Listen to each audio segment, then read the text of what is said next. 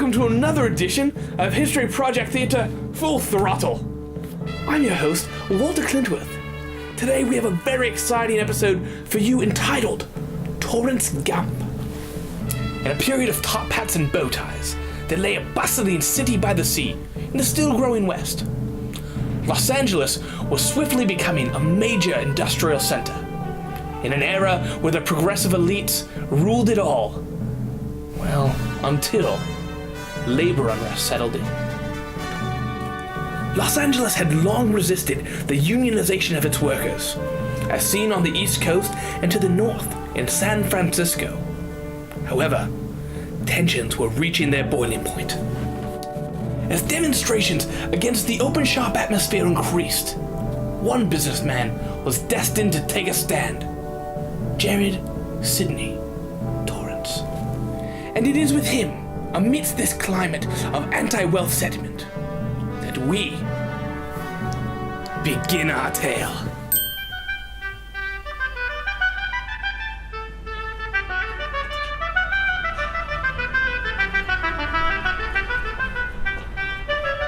Hey, rich guy! You looking to spend some money?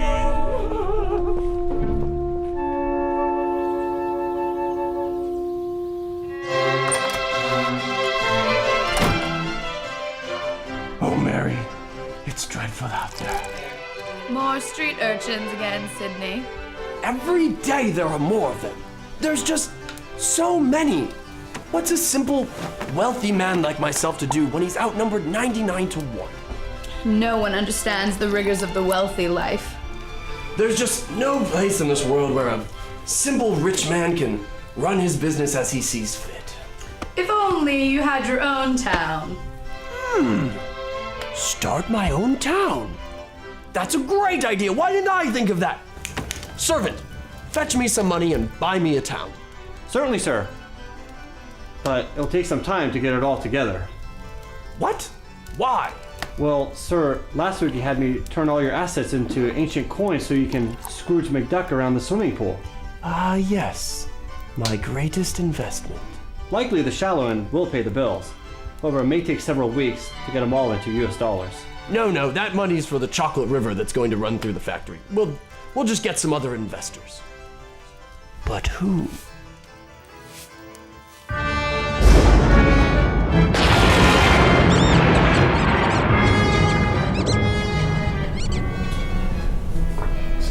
Bitsy mouse, evens up so far to spout. Down came the rain and fast. Barlow! Yes, Sydney, my friends. Oh, I'm not interrupting, am I? No. Why? I haven't seen you since, well, since your father. Yes, and I wanted to thank you for that. I know that taking in a tuberculosis patient wasn't exactly your forte. What do you mean? This is all we do in the sanitarium. Oh, I thought the sanitarium was for crazy people. No, absolutely not. We are not for the crazies and certainly not for radical genetic testing. Oh, I just thought that... What have you heard? Nothing. Oh, nothing. What brings you here? With Barlow on board, Torrance went next to banker Joseph Sartori. Sartori came from a long line of successful Italian businessmen, a pedigree that would be enormously beneficial to Mr. Torrance's plans. So, Mr. Sartori, what do you think? You come to me on this day, the day of my daughter's wedding, to ask me a favor. A favor? No, I think you misunderstood. I will grant you this. But one day, I will come to you with a request.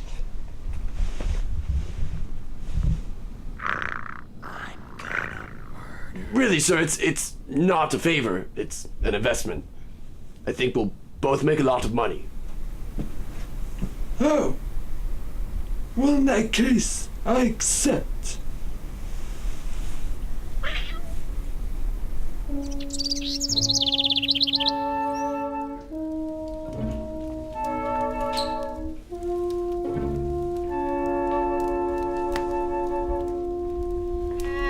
Sydney, Alfred didn't tell me you were here.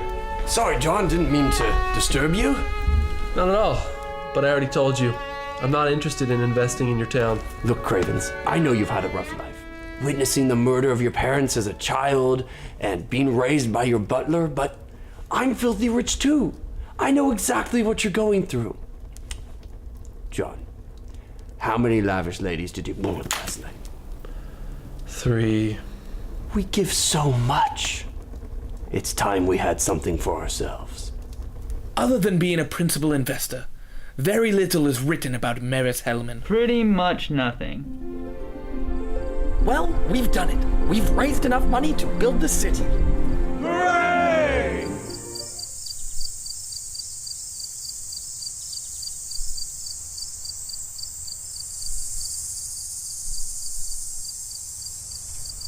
So, how do we... Maybe if we just...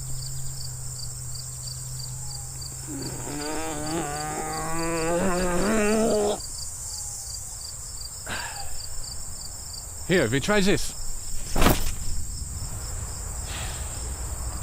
Nothing.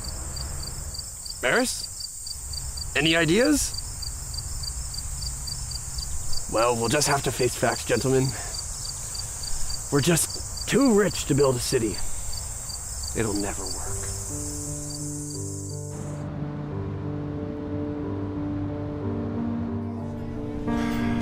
We have to face facts, Irving. There's no place in this world for people like us. The world is full of hurt, sorrow.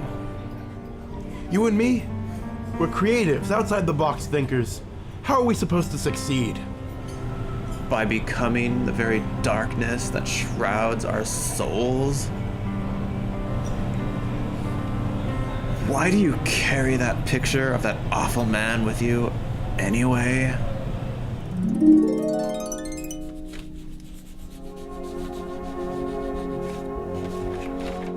Look what I drew, Daddy. What is this garbage? Don't you know your heritage? I am Frank Law Olmsted, designer of Central Park, Stanford University, Niagara Falls. No son of mine is going to be drawing mythical creatures. You'll never live up to me. Memories. Who knew building a city was so much work? You should just pave the streets with the blood of our enemies. Yeah, but where would the streets go? Why are you talking like that? Sorry. It just happens sometimes. See, such doesn't. Irving, did you hear that? Sorry. That dashboard song just really speaks to me. What did you want? Come with me. Excuse me, gentlemen? I'm a landscape architect and I think I can help you. What's your name, boy? Frank. Well, you see, Frank, we don't associate with your type. We prefer to stick... Olmsted Jr.? He's Frank Olmsted's son. Say no more. You're hired. So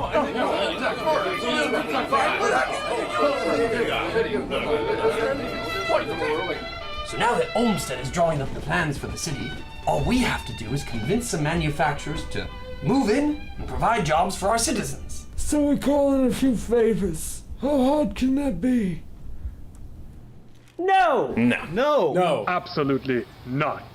No. No. No. I said no! Huh. Well, that didn't go well. We're going about this all wrong. We can't just ask politely. We need something more final. A solution perhaps involving a race of genetically altered super mice. No, forget I said that. We need to make them an offer they can't refuse. Now what if I run them down with my automobile? I see what you're saying. We need the poor people to do something awful so that the employers will want to move. How do we do that? Maris, any ideas? Wait, I've got something. But first I'll need a disguise. A disguise to make me look poor.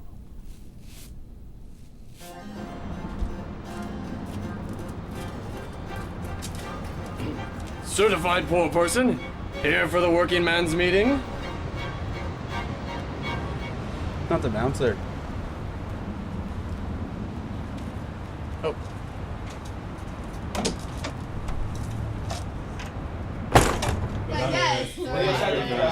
Double chop. I like ravioli. Pretty good. Full of cheese.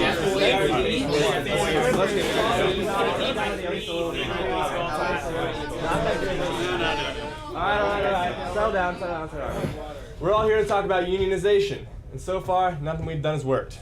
And it doesn't help that the LA Times been running some really negative press about our efforts. Does anybody have any new ideas? What if we could, occupy the city center? We could set up camp, bring signs to protest, maybe have drum circles, chants, and hand signs for ideas that they... No, that'll never work. What we need to do is get violent. We should bomb the LA Times. Yeah, that's a great idea. Yeah, and the ironworks. Wow, that's a pretty bold plan. You guys into this? Absolutely, sounds like a fantastic idea. Alright, well, McNamara, you think you can handle it? Aye, sir. Alright, well, motion passed. I guess we'll bomb our enemies. It'll be our finest hour.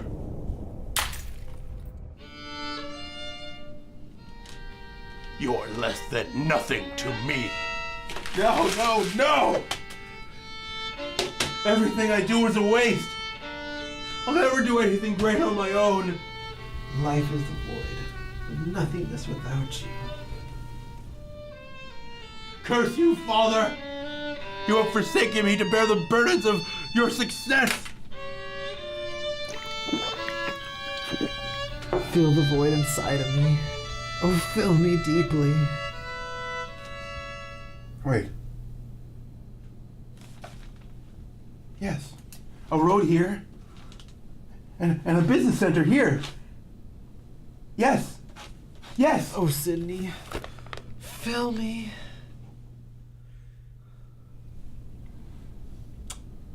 I'm not sure I understand this. Well, I've put a lot of open space in the city. It should allow for a more peaceful setting. Right, but then you put in... And look, the factories are all downwind from the homes. Right, I get that. But Is it the circular orientation of the town? I know grids are more traditional, but I wanted to bring a new twist to a modern layout. Well, yes, we'll get to that, but what is this? I believe that's a unicorn. But why would you put a unicorn in the city center? To keep them contained. What if we just... Oh, yeah, that's great. Exactly. You ruined my vision! Huh. What did I say? I drew a bridge. That's very nice. It represents the emptiness of my heart. Yeah, that's great.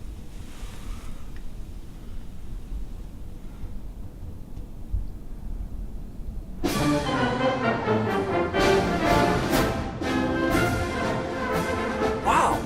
With the plans drawn up, putting the whole town together was easy. We just had to throw our money at the day laborers and they put it all together.